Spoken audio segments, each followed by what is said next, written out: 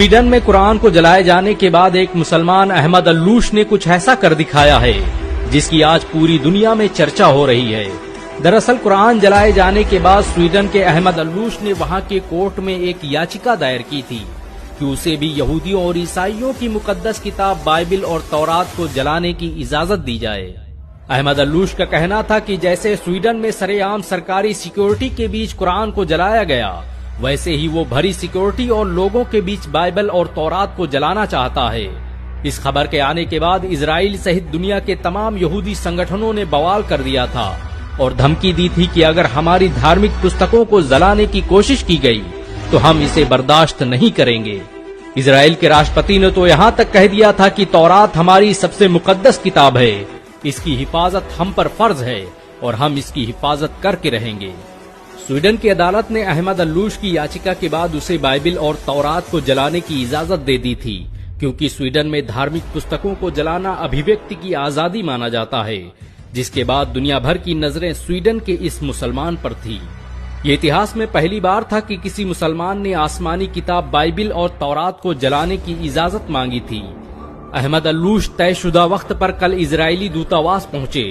ان کے ایک ہاتھ میں لائٹر تھا تو دوسرے ہاتھ میں بائبل اور تورات۔ چاروں طرف دنیا کے میڈیا سنستھان اور لوگ بائبل کو جلانے کا منظر دیکھنے کے لیے موجود تھے۔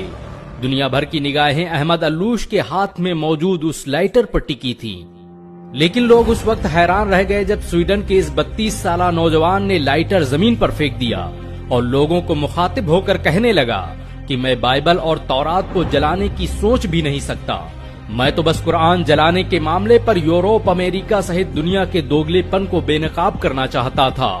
یہ میرے پردرشن کا طریقہ تھا۔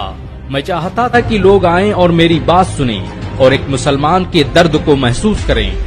جس طرح سے یہودیوں اور عیسائیوں کو ان کی مقدس کتاب کو جلانے کی بات سن کر تکلیف محسوس ہوئی، اس سے لاکھ گنا زیادہ ہم مسلمانوں کو تکلیف ہوتی ہے جب ہماری مقدس کتاب قرآن کی بے حرمتی کی جاتی ہے۔